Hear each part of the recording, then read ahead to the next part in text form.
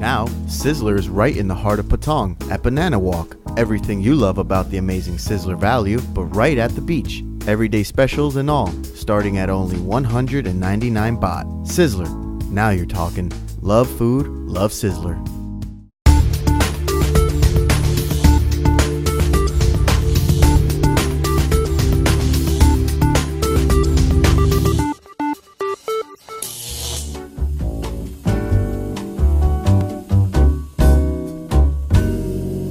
Now today on Phuket in Focus we've got two different guests, we haven't had them before, and we're all sort of suffering the same follically challenged problem. We have from Fox Sports, Patrick Kinghorn. Thank you very much, Patrick, good to see you. Tim, I know I'm follically challenged, but I'm still giving you a bit of a beating on the hair count. You have a choice, you could actually grow some hair. I don't. And another new face to Phuket News TV, and you might have seen a bit of him or heard a bit about him on Facebook. It's Crix Luther. Crix is a local personal fitness expert and has a few things we're going to have a talk about in regards to fitness a little bit later. Both welcome. Thank you, Tim. So here we are in this lovely car villa. Let's have a talk about some of the things on the island. Now, Crix, you're very much involved with personal training, and you do it mostly down at one of the favourite beaches on the island, Nai Han Beach. As part of the fitness, you do a beach cleanup. Yeah, the fitness is free. The fitness class is free for anyone who wants to turn up. But as a way of payment or appreciation, they help me clean up the beach afterwards. Why should we be cleaning the beaches? Why, as expats, are we cleaning the island's beaches? Well, I don't see it as our responsibility to clean Nai Han Beach or the south end of Phuket or Thailand in general. The way I want to do it is to just make a big change in the way we're throwing rubbish into the oceans and littering our planet, you know. And if it's just a small, tiny change, a small percentage of difference that we make, then it's good. Do you notice that, I suppose, getting the local Thai people to sort of see what you're doing and go, oh, yeah, the beach does look better. Do you notice that the local community, the local Thais get involved as well? Yeah, it's very mixed. Some resist and some are all hands in, you know, and they help and they give us water, or they come and give us the gloves and the sacks and things like that. And yeah, that's good. I mean, every beach must be different, but surely the rubbish on the beach is as much the responsibility of the expat community, particularly those that live here, as well as the holiday makers, alongside the Thai community, because the beaches are mostly populated by tourists and expats, are they not? But is the rubbish on the beaches, is it coming from the people leaving their rubbish on the beach, or is it stuff that washes off from the Andaman Sea from heavens knows where? It's a mix of both. I actually find that most of it, though, especially down at Nai Han, is locals coming in and having their little picnics, and then they go and they literally leave everything that they've eaten, their takeaways there.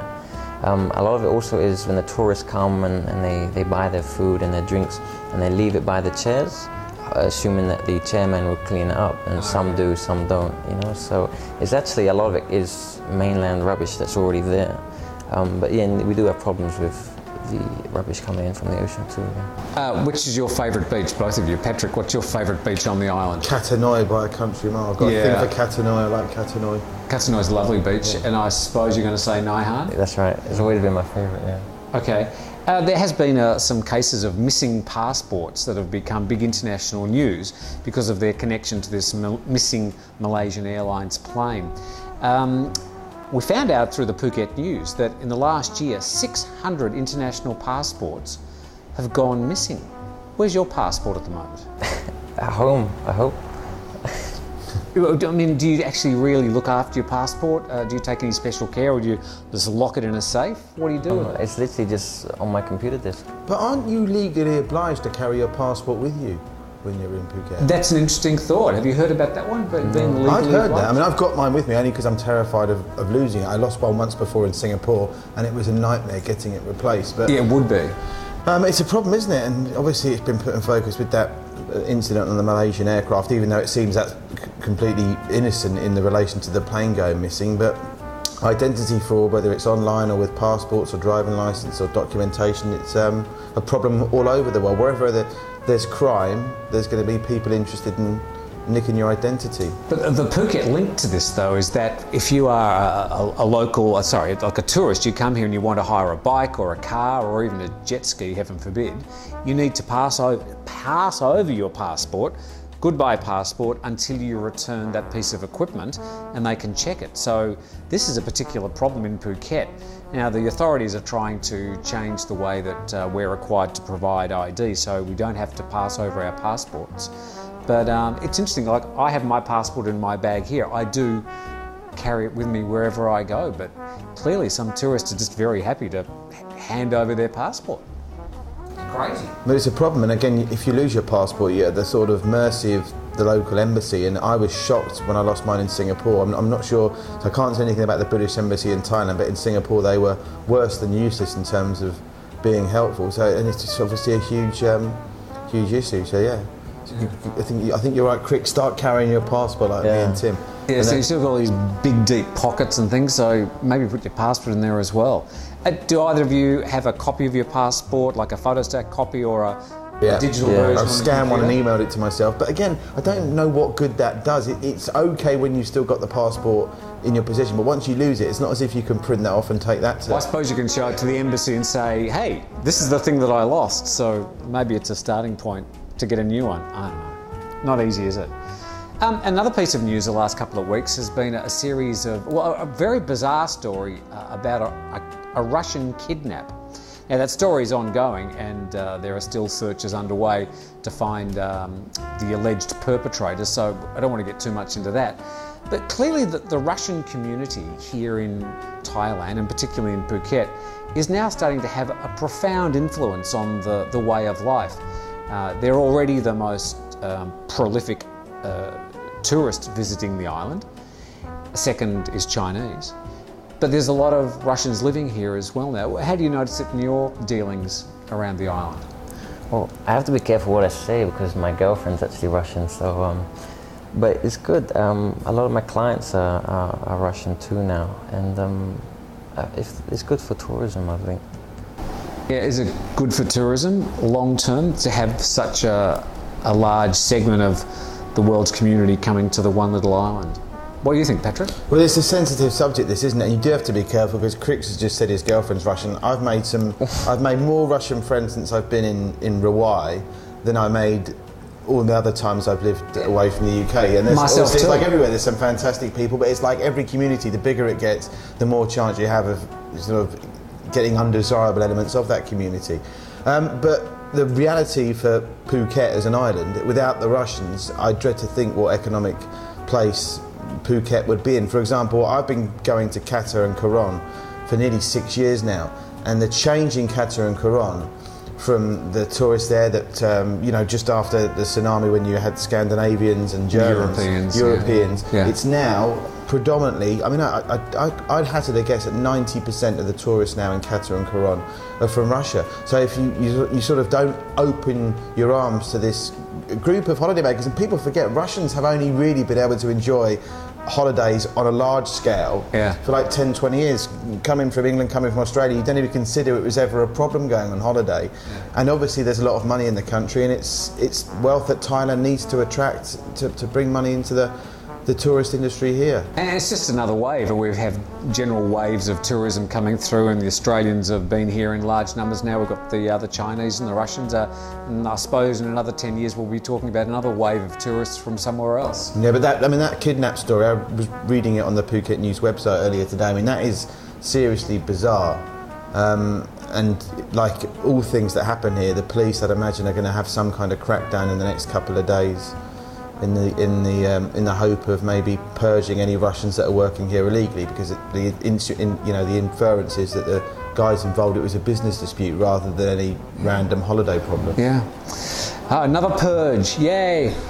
Speaking of purges, you can't drink this weekend, or there's a couple of weekends coming up when they're holding elections. Why aren't Thais allowed to drink when there's an election on? I don't understand. Do you know anywhere else in the world where this is a law?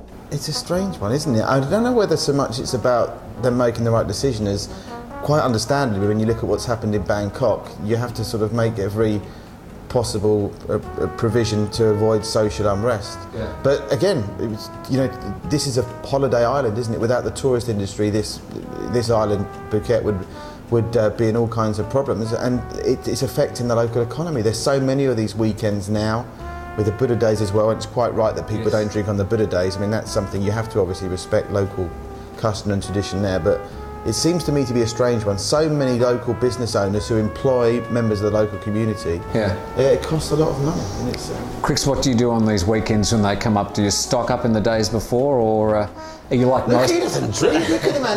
He's an Adonis. He doesn't go out partying. He's every Saturday night. He's in bed by 10 o'clock to do the beach run on a Sunday. Yes. Yeah. Go on, tell us the truth now.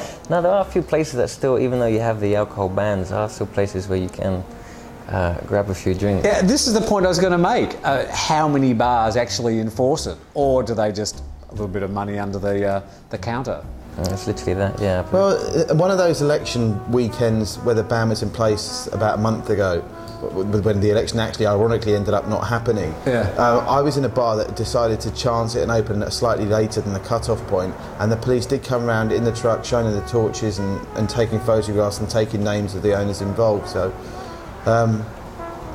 it's a strange one. I mean, and the reality is, it is a law. I mean, it's a bit like, I've got strong feelings on the visa run policy here. I think eventually there's going to be some massive disaster and they'll rethink it. Well, there are disasters almost every week. Every week, but I'm talking on a big scale, because so far we haven't had this horrible thing of 2 buses crashing head on and everyone being seriously injured. But a friend of mine who owns, ironically speaking about the alcohol bar ban, owns one of the bars in Rawai. He said to me, you know these rules when you get here. There are many positives and great things about living in Phuket and Rawai in particular. So you have to almost take these bad things with the good. So I think that's quite a philosophical way, because the reality is you can drive yourself mad talking about it, but we have to respect we're visitors in somebody else's country and they call the shots. Yeah, that's right. Patrick Kinghorn, thank you very much. Thanks, Tim. From Fox Sports, do you want to give a website or anything? Foxsports.com, I suppose. No, foxsports.com/Asia. Okay. And thank you very much for your great story a few weeks ago about the mushy peas. Enjoyed that. Hopefully more to come, promoting the local sport in Phuket across the whole of Asia. Crix Luther, thank you very much for coming on. Nice to meet you. Thanks for having us. And thanks for joining us on Phuket in Focus this week, coming to you from Car Villa. And thank you very much to the builders for making so much noise. We're back on Phuket News TV next time.